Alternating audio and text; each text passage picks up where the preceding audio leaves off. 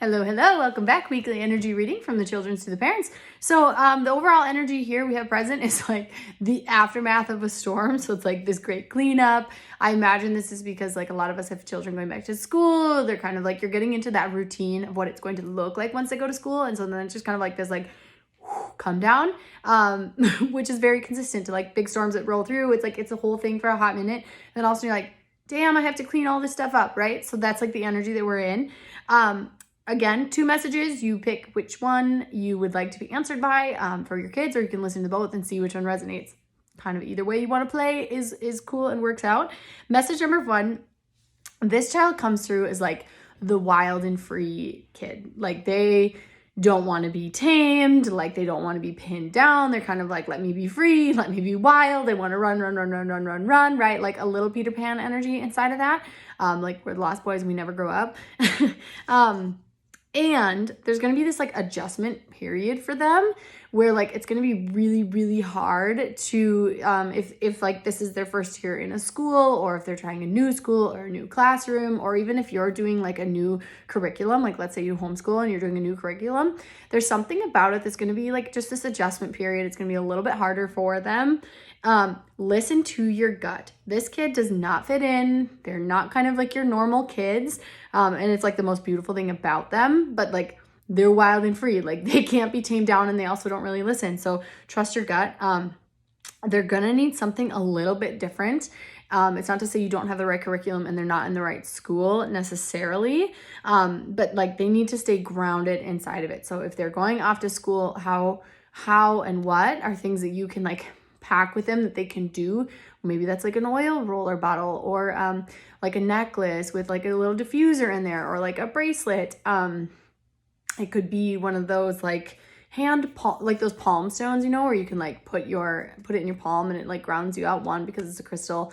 2, like some of them have the little thumb spot and you could do that. That may really help this child like come down a little bit so that they can gather the information and education that they want to. They really crave learning. So that's like this interesting pickle with this kiddo, is like they really want to learn, but they don't want to sit still. And often we find that people want to kind of make them sit still, and then it's super like confronting for them and hard. So that's just something. Trust your gut though. If you feel like just, you know, like don't try and just shove through and hope that they'll adjust. Like really be proactive in terms of like, you know, we're gonna try this. Let's try this today and see how you feel, and let's try this tomorrow. Like this kid processes very, very quickly, so you'll know right away if that oil helped. You'll know right away if that crystal helped. You'll know right away if packing the little security blanket helps. Whatever it may be is going to be really, really noticeable and potent for this kiddo.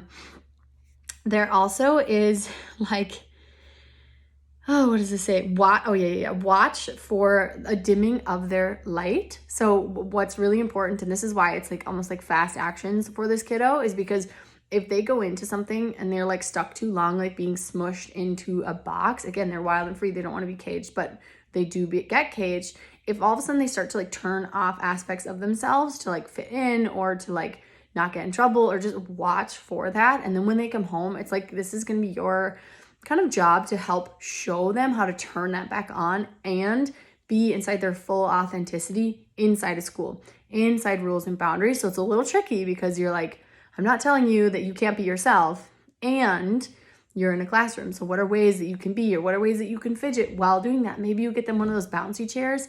If this is a kiddo in a homeschool space, just notice how much you will speak to them and say, please sit down. I'm trying to teach your sibling, or, you know, like even watch your own projections onto them and just like, oh, okay, actually, I need you to be the busybody, and you're going to help me gather supplies, and you're going to help, like, give them wins that they can actually do, and even clue their teachers into that. If they're going somewhere else for education, like clue them in on what that looks like. It's really going to help them. Sleep is super, super important. So it's not like for what we think. It's not like they just need to sleep because they need to sleep. Like everyone needs to sleep, unfortunately. It's just something that happens. But for them, it's inside this grounding energy. If they can't stay grounded, their sleep is going to take them to very interesting places. So they need to be grounded so that their sleep can be restful and they can connect to the right sources. Grounding essential oil blend, cedarwood essential oil is fantastic. Like you could try different things. Lavender may even be the most like accessible and cheapest route, although cedarwood is actually cheaper than lavender, but whatever. And then I hear like skin. Their skin is going to be your barometer. So if this is your kiddo who normally gets like skin stuff or rashes or kind of breaks out, watch that, and that'll be kind of like your gauge of their internal barometer for their emotions, for their nerves, just kind of how they're doing. And so you'll get to watch this over the next week or two. Really, inside the next month, you'll for sure see, but even this quickly, you'll be able to see, oh, like you're starting to get a little patch here, or like, you know, like the little eczema patches that get on the wrist, like what is going on there? Like really listen, and then just see, like, I'm hearing that it all ties to their emotional internal well-being. Of course, there's other things that then would be stirred up, right? Eczema, parasites, blah, blah, blah. But watch that. That's your barometer. That's how you'll know you're on the right track or you're not totally on the right track. And then you can kind of help bring them back about. So that's message number one, kiddo number one. Child number two. This kiddo is super overwhelmed, and like everything's overwhelming, even inside a homeschool space, even inside a public school space. This kid definitely would lean towards the homeschool realm. So if you're on the fence about this, I know like you can change at any point. If you're on the fence with this kiddo about what to do, it really feels like homeschool is like going to be one of the best options just for their emotional regulation and their social ability, because they're super, super empathetic, which means they absorb people's energies. And it occurs like maybe you're not ready to teach them how to manage that empathetic ability, or like that empath, right? So inside of that dynamic, if they're going to be little sponge cakes, they need to have some decompression. So what I'm seeing for this child is like they kind of want, like, it's like headphones in reading a book, but like the headphones aren't loud. They're like classical music, or it's like books on tape, or it's like I'm going to read my book, but I can't have anybody around me. So like we're going to set you up in a hammock, you know, super awesome little strappy hammocks. You set them up anywhere. You put one of those out in the tree, or you have like a little reading nook, and like this nook in the house is quiet, and this is where you can come. They need like an hour to 2 hours. I know 2 hours sounds like a lot, but like post activity, post school. So if you're a homeschool family and you go out to a co-op, you go out anywhere, like they need an hour. If it's like a bigger event, if it's more of like, if it's anywhere beyond 4 hours, they need a full hour to decompress, if not 2. If it's school, they definitely need that like 1 to 2 hours range to come back down with minimal stimuli. And give them space. Let them know it's okay to request space. Let them know it's okay to, even inside of school, co-ops, wherever they are, it is okay to request space, and that you need processing and you need calm down. There's definitely like that buzzing energy of everyone else that they don't want to absorb and have. In human design, you might say that this would be any of the other signs who don't have that defined sacral. Give them space. This can even be before school. So if you're noticing like they are barely making it through their day, or they're barely making it through the co-op sessions, before school, maybe this is like, if you have multiple kids, this is when all the other kiddos are like running crazy, getting all their stuff. You're like, hey, how about you go sit outside? Here's a book, here's a journal, just go sit outside. They don't even need anything to do that may be overwhelming for them.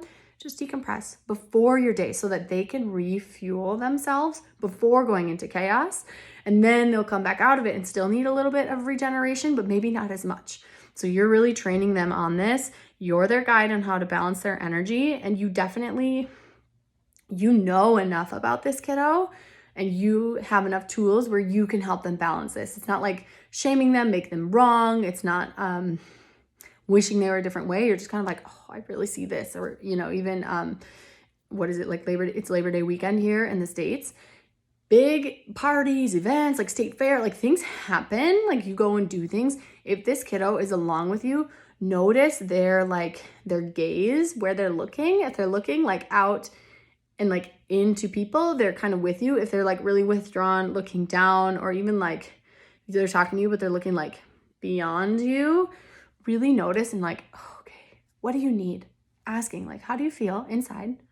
Waiting for their reply. And then like, what do you need and how can I help you get that? So very, very important here. Both kiddos, very different, very different needs that they need, but really you've got what it takes. You've got this. You know your kid's the best. You can do this. Have a wonderful week. Drop in the comments how this was helpful, which kiddo you have, and especially child number 2. well, really either child, but child number 2, what do you already know as their decompression strategies?